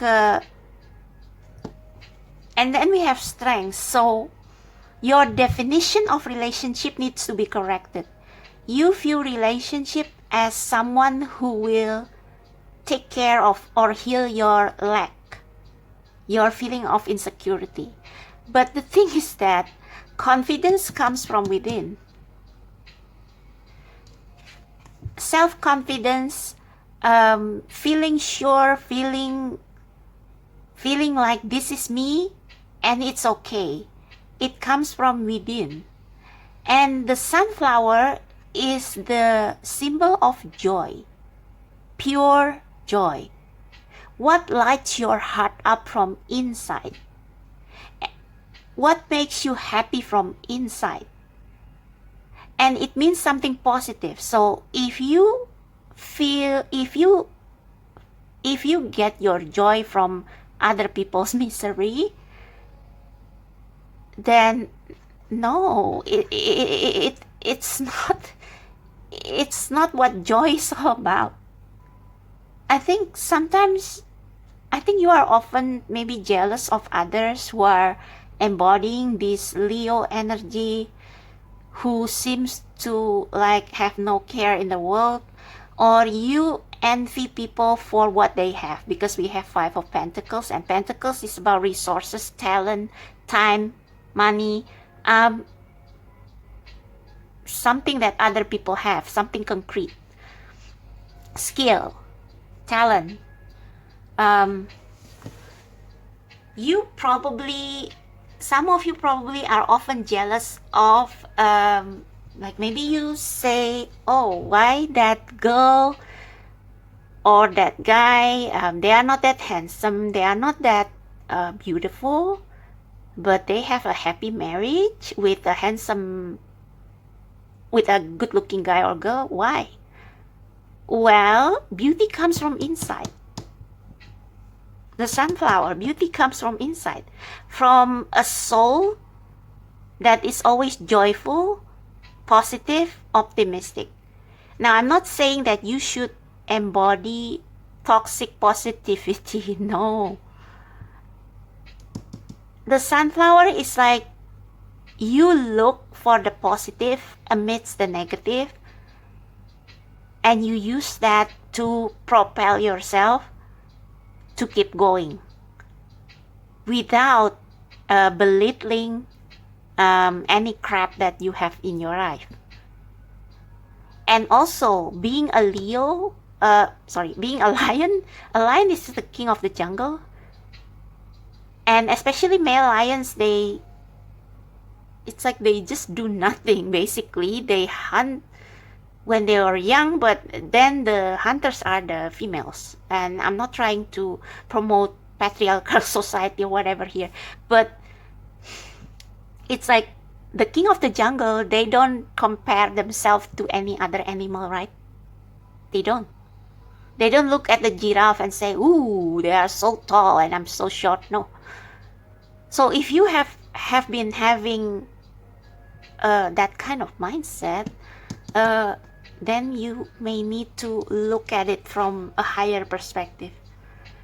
So if you have a higher perspective, if you zoom out and if you, yeah, this Three of Swords can also be like assessing yourself, assessing what contribution have I played in this relationship that it always end up negatively. Examine your mindset. And yeah, that jealousy,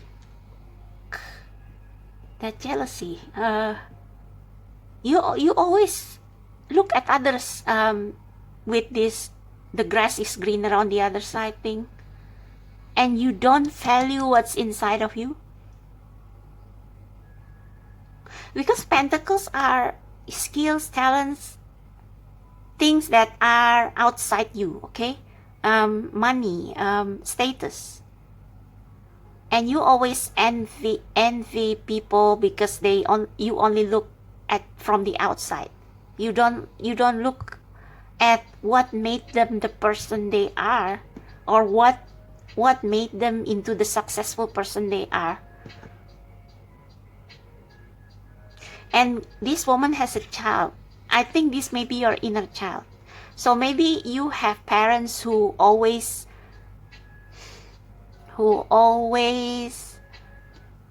demand you to outperform others. Ambitious parents. And that's why you come to have this mindset. And this mindset needs to die. So this is the betrayal, but this is I think it hurts, but it's like if this keeps happening, it's almost like the universe is jabbing at you to hey, wake up. The issue partially the issue is you. So look at what you need to leave behind, because this is a tomb, is it a grave, and you see the grave is filled with roses. So when you have learned the truth about yourself, as painful as it is, as humiliating as it is, when you acknowledge that, okay, this partially comes from an issue within me that I refuse to heal, and then you start healing it. It's like an operation, right? To remove a cancer or an illness from your body. It's painful, but you have to do it in order to heal. And then you can be reborn.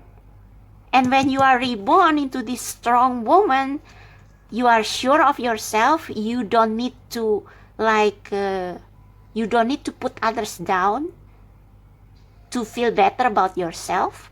That's when you have healed.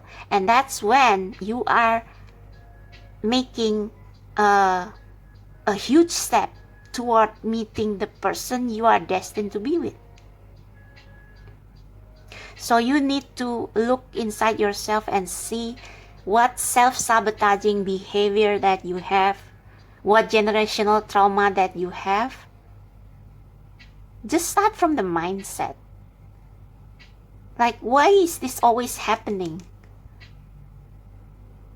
And you write that down. If it's difficult for you, like, if you cannot see it, if you are still blinded with illusion, with the High Priestess card, you need to write the things down, whatever you can remember. And it's going to be painful because you don't want to remember them. Like, you break up with someone, you sweep it under the rug, and then you date another person and it happens again. So you need to You need to stop sweeping things under the rug and see what's under the rug. And you will be surprised at what you find. And that is your huge step towards healing. That's the start of healing. And then you will find that, oh, it's my inner child that is hurt. Because maybe, for example, my parents always want me to outperform, to be perfect. So when I fail to meet that expectation, I get jealous of others, I get competitive, I get envious, and all the other things that result from low self-confidence.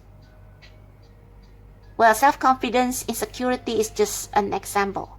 It can be anything else, okay? So if I may suggest, you have to watch Pitch Perfect, especially this character, who is the leader of the Baden Bellas? I forgot her name. Let me check. Aubrey from Baden Bellas. Okay, you are probably, maybe some of you are like that, and eventually Aubrey admit that her parents only acknowledge her if she achieves something, if she wins something, and that's why she becomes what she becomes. But then she meets Becca, and Becca brings a fresh air to the group, and then they start sharing their skeletons in the closet with each other in order to bond as a group. And that's when Aubrey finally acknowledged what is it in her that makes her so controlling of her friends. Okay, so yeah, that's what the universe wants you to do. They call to you to see this wounded inner child within you. That wounded inner child that your grown-up self not push to perform. It's like your grown-up self doesn't acknowledge your inner child. Because you have been indoctrinated by your parents, your environment, whatever. So the inner child is the part of you that is pure joy, that doesn't care about what other people think, and only focus on what brings her spark, what brings her life excitement, joy, and love. And you need to revisit your inner child, apologize to them for ignoring them, and turn them into this lion. Like the Katy Perry song, Roar. Let your inner child roar, okay? But controlled by your adult self. Like, don't let your inner child go around and do childish things. But it's like the pure joy, the thing that your inner child loves, the freedom to be your true you, but in an adult, mature way. Be a lion, but a lion who is calm, composed, confident, but calm, composed, and unperturbed, undisturbed. Yeah, let her run free.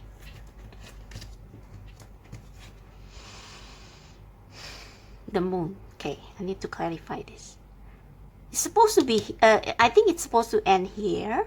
Like this, when you have graduated to this full, like begin again. Oh, okay. I think you will have some relapses maybe.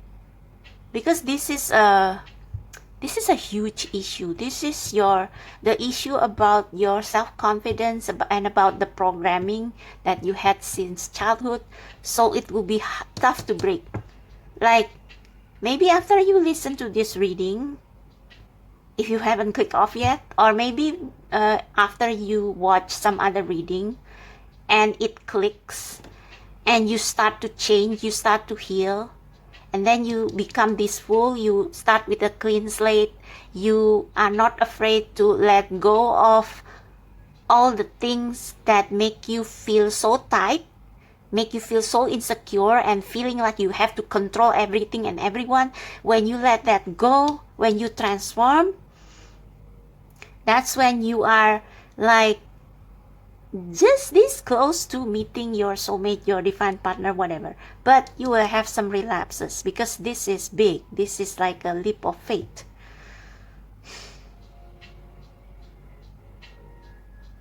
Other examples I can think of is you stay in a job you hate because you have this capitalism mindset. I'm not saying that you should quit your job immediately, but like, you know, make a transition for gradual transition to something that you love more. And that's the subject for another time. But yeah, sometimes you have a bad time in school or in workplace and you take it out on your partner. That is also something you need to evaluate. And with the moon, I think you need to navigate the illusion. Like there will be wolves.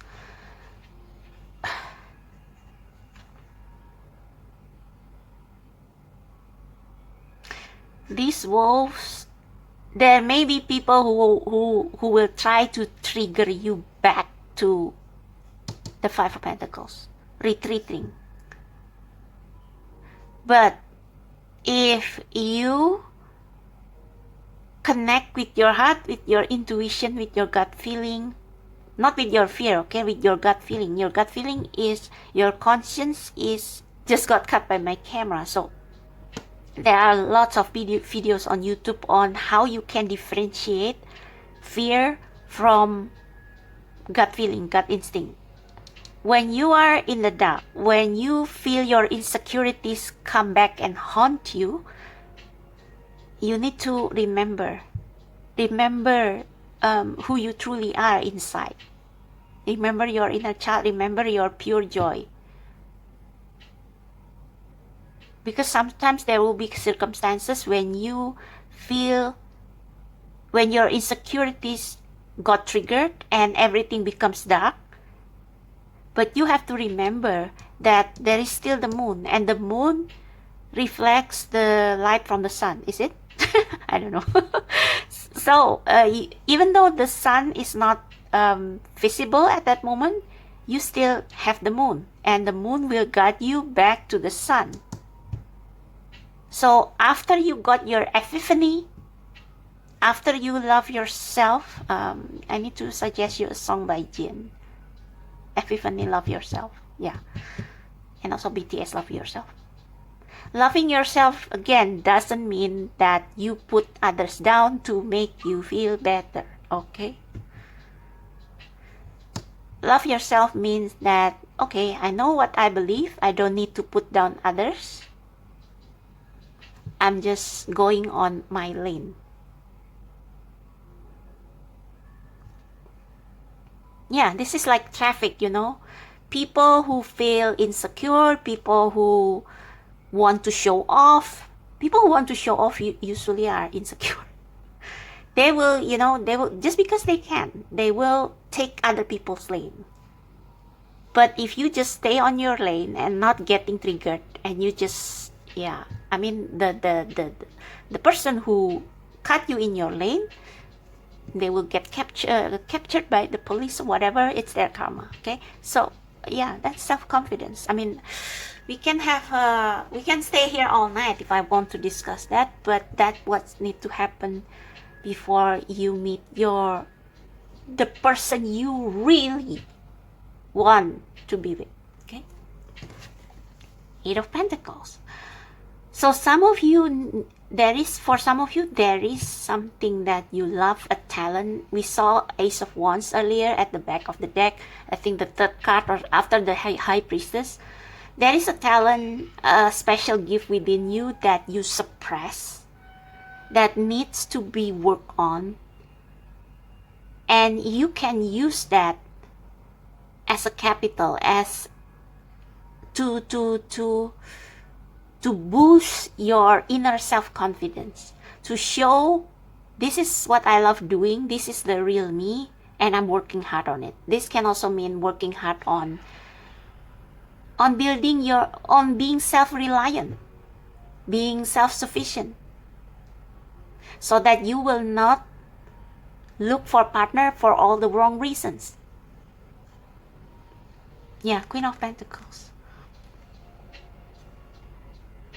You need to have a solid foundation, materially, spiritually, emotionally. You have to be stable. With the Fool here, this is like taking risks of being you and shedding all the old programming, shedding everything that is not the true you. And then once you have found yourself, you work on yourself. You work on yourself until you can become a queen of your own right.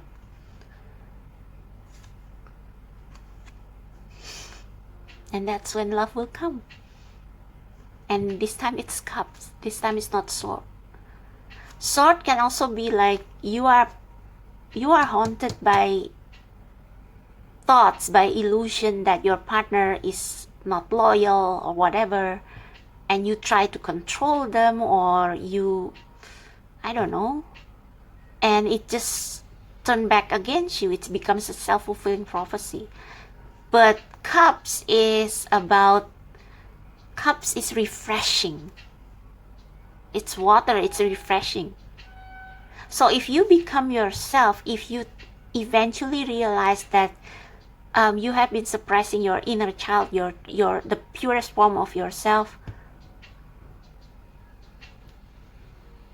to become this person that maybe is colorless, maybe just exists to please others, and actually people don't want that. Once you have realized this, and once you emerge into your genuine, beautiful self, your true self, it feels refreshing, and the guys or the girls will look at you and see this delicious cup, and they will be like, oh, I want this cup. But you will have been at the time self-sufficient, so that you will not be like them. You will not just grab any cup. This time you want a cup that is meant for you. The Sun. Your homework is to turn yourself from feeling like this to feeling like this. And this is big. This is the Sun. This is major arcana. This is minor arcana.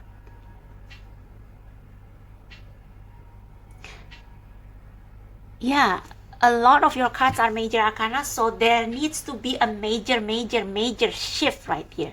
Like big shift of the self. Not just changing your job, not just changing your outer environment, changing you. Going back home to who you are as a child before you feel unhappy about yourself. Find that joy again.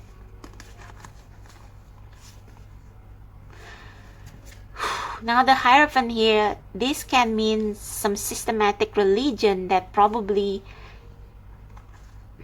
or tradition that probably restrict the true you with a lot of rules. And with the Queen of Cups, this is a card about intuition. This is like, this has the same energy as the Moon. So you are the queen of intuition. So once you find out who you truly are, once you tap into your true self energy, you will know what to do in any situation, even when things seems dark, even when you feel your insecurities coming back.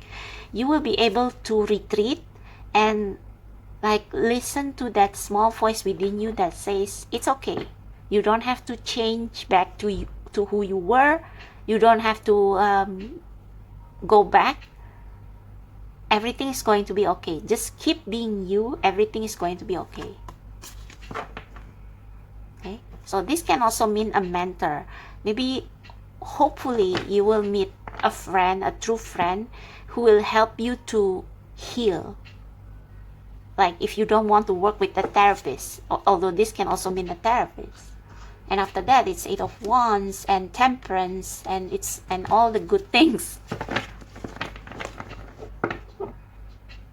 For some of you, because this reading is all-inclusive, this has to do with your sexuality. So maybe some of you deny your true sexuality, and that's why you never found someone, and you come to this reading probably with the image of wanting to be with someone who is not aligned with your sexual identity. Okay? Wow. Right, so this reading is already very controversial, so and maybe very triggering. So let's finish it here, okay? Let's get you some fairy oracle deck to comfort you. Please, spirit guide, comforting message for pile number 3. So you need some major change to do before you, like if you just want another F-boy or girl, then disregard this reading. But if you want truly to meet your true love, then these are all the things that you need to do. Okay, comforting messages or advice for pile number 3, please. Before, what needs to happen before they meet their true person, their true love, the person. Solitude. Yeah, you need time to do this, to feel the pain, to see what you have swept under the rug and confront them, confront yourself. And you can only do that in solitude, where you will not be distracted. Because if you are distracted, you will forget about this again, and you will blame outer circumstances on other people. Solitude. Think of being alone as meaning you are all one. Wow, that's big. You are all one. You are complete. You don't need other to complete you. You don't need other to lift you up from this 5 of Pentacles. You can do it yourself. It doesn't mean that you need to be a billionaire or you have to make it into someone with a high status. It means, this is more than just money. It means you are proud to be who you truly are inside, and you don't have to be jealous with anyone anymore or feel threatened or insecure by anybody else, because you know who you are, and you know that you have your own beauty. You have everything. You are all that. She is all that. Okay? See, think of being alone as meaning you are all one and in total harmony with everything. If you are the king of the jungle, you don't have to worry about everybody else, right? It doesn't mean that you have to be arrogant, no. But it's like, I'm just minding my own business. And I keep civil with everybody. I respect everybody from all backgrounds. Because they don't disturb me. They don't threaten me. I know who I am. And so I treat everybody with the same respect, because I feel secure in myself. The greatest treasures are those that wait. The greatest treasures are those that wait silently during your quiet times. Did I say something about gut feeling, gut instinct, conscience, whatever you want to call it? It is not loud. It is not like fear. Fear is like panic attacks. But those that will wait silently during your quiet times is this soft. I think this wake up call is actually soft. But since you don't listen, maybe they will grow louder. I don't know. But if you please do yourself a favor and have a break from life, have a break from dating, have a break from trying to find the next person to love, and spend time with yourself and your inner child, please. And ask yourself, like, feel all the feels. Are you happy with who you are? Are you happy with your life? If not, why? And that will lead to another question, another question, another question. It's like peeling the onions. And then, yeah, peeling the onions can make you cry, right? Because you are opening the wounds. Anyway, the bottom of the deck is friendship. Fairies and humans alike need friends. Now it's time to seek out those who will support and encourage you on your journey to fulfill your dreams. So I don't think this is our superficial friends. You have to be discerning. Oh, the wolves can also mean fake friends. But in order to know who are your true friends and who are not, who are the friends who will stay with you after you change into your true self, and who are the friends who will leave you after you change into your true self, that's how you can discern who are your true friends. And those who stick with you are the ones you should keep. Okay, purity. This comes up in pile number 1. Yeah. So friendship is not fake friends, but friends who probably have called you out but you didn't want to listen. For some of you. Or friends who truly understand you, maybe friends from childhood that you are not in touch with anymore, but somehow you remember them now because they have something to say to you.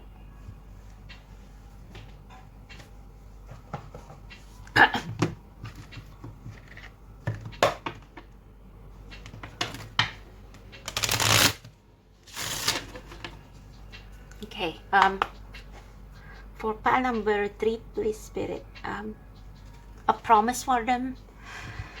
I feel so heavy. I hurt for you. God, universe, please, something, a profound last word for pile number 3, please. What needs to begin here? Hummingbird song. Yeah, this is enlightenment. This is you eventually. Yeah, this is a call for you to move somewhere and rediscover yourself. Move out of the environment that has made you like this, made you feel inferior, made you feel insecure, made you feel always jealous of everyone else. Get out of it. Find your own way and rediscover yourself. Rediscover your true beauty. Find your wings. Now I understand why I feel like I need to play Magic Shop by BTS, because you really need that magic. But you won't find that magic if you don't initiate it. So that's why we have begin here. Do not fear what travel brings, my dear. The moment is yours. Begin now here. You have to travel. And traveling not for shopping, not for sightseeing, for solitude, for reflection. Reflection, like deep reflection. Even reflection that hurt you. A reflection that you don't want to see. Hummingbird song, nectar of sweetness. Enjoy it brings, the hummingbird's healing as medicine it sings. If you cannot go anywhere right now, maybe retreat to some place where you feel most comfortable. Like most retreat to a place where you can feel most like yourself, if you get what I mean. And play the music that you like, that maybe you never play in front of others because you are afraid that they will laugh at your taste in music. Play those music out loud. And find that child within you, your true self. Set them free. And that's what needs to happen before you meet the one. Bottom of the deck is heart healing. Yeah. Okay, so that's for you, pile number 3. If you have reached this reading without clicking off or without getting triggered, bravo. It means that the healing has started. Okay, so thank you so much. If you want personal reading, it's down below in the description box. If you feel helped by this reading, give me a thumbs up and subscribe to my channel, and I will see you next time. Bye.